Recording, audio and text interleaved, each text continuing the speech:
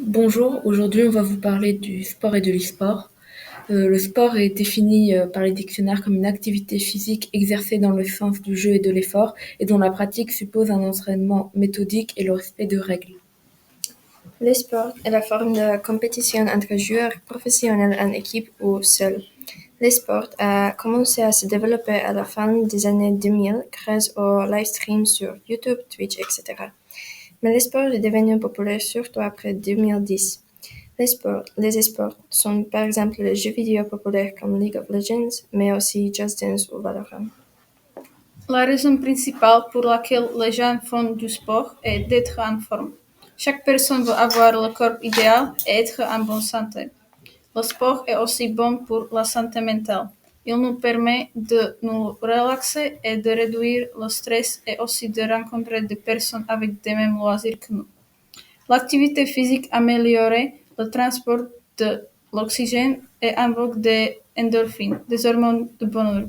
L'amélioration du transport d'oxygène est aussi bonne pour le cerveau, donc cela mène à une amélioration de performance intellectuelle. Mais le sport est aussi dangereux et fatigant, et il y a beaucoup de risques physiques. Une grande partie des sportifs quittent le sport et terminent leur carrière à cause de blessures.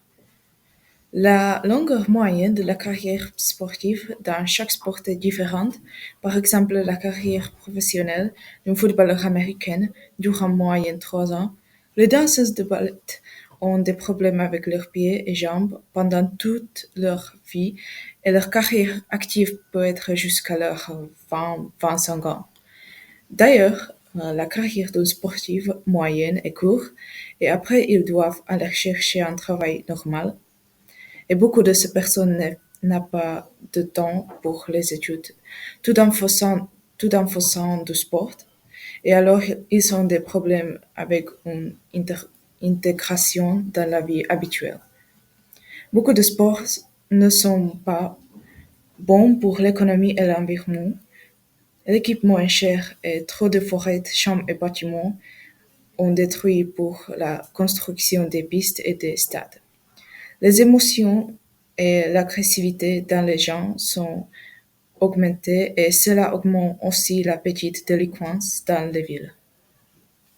C'est pour ça que l'e-sport présente beaucoup d'avantages, comme le fait de pouvoir rester chez soi tout en faisant des jeux collectifs avec ses amis grâce aux jeux en ligne, mais en restant chez soi.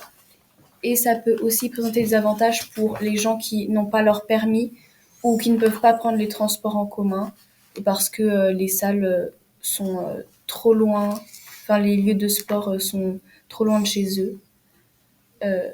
Et si aussi il y a des intempéries ou des problèmes météorologiques, on peut rester chez soi, ce qui est un énorme avantage.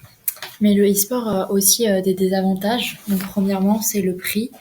Il y a beaucoup de dépenses à faire pour avoir tous les équipements nécessaires pour pouvoir pratiquer ce sport-là, ces sports à la maison. Il y a aussi une nécessité de Wi-Fi, une nécessité d'avoir toutes ces choses-là chez soi. Ça fait que c'est quelque chose qui est pas facilement transportable. C'est pas quelque chose que tu peux faire n'importe où, comme du jogging ou comme faire des pompes, etc.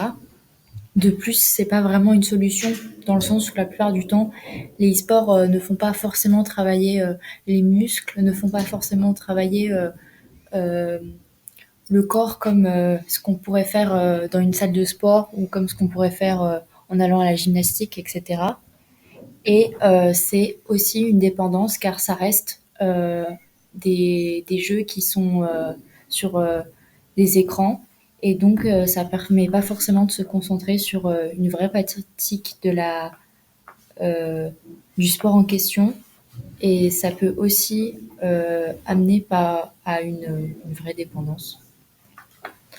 Au même titre que le sport est une forme pratique spécifique des activités physiques, l'e-sport est une forme pratique vidéoludique particulière qui désigne l'affrontement compétitif et réglementé de joueurs par l'intermédiaire d'un jeu vidéo. Pour ma part, je pense que le sport et l'e-sport peuvent se mélanger et que l'on peut faire du sport tout en jouant aux jeux vidéo. Beaucoup de gens disent que l'e-sport n'est pas vraiment le sport. Mais est-ce que c'est vrai?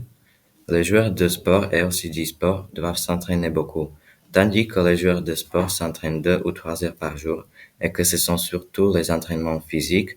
Les joueurs d'e-sport font des entraînements 7 ou 8 heures par jour et il s'agit d'entraînements qui ne sont pas pour améliorer la condition physique des joueurs, mais pour améliorer ou maintenir leurs compétences dans les jeux vidéo. Il y a aussi les équipes professionnelles qui font attention à l'état physique des joueurs et ils font des entraînements de fitness chaque jour.